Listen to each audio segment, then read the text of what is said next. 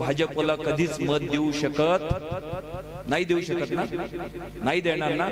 आपलं वैचारिक त्यांच्या सोबतचं युद्ध जन्मापासून सुरू आहे ना।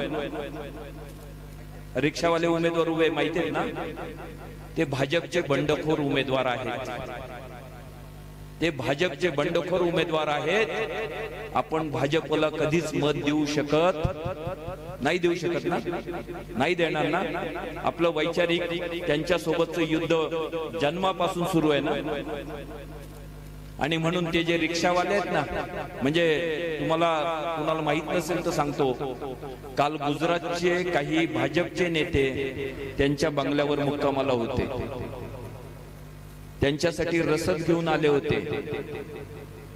भाजपनं त्यांना सगळी रसद पुरवायचं ठरवलंय आणि त्या पद्धतीनं त्यांचं सगळं नियोजन चाललेलं आहे। म्हणून फुले शाहू आंबेडकरी चळवळीतल्या प्रत्येकाला हात जोडून नम्र विनंती करणार आहे, थोडीही चूक करू नका, थोडीही गफलत करू नका आणि आपली जी विचारधारा आहे त्या विचारधारेच्याच बाजूने आपण उभं राहणं गरजेचं आहे।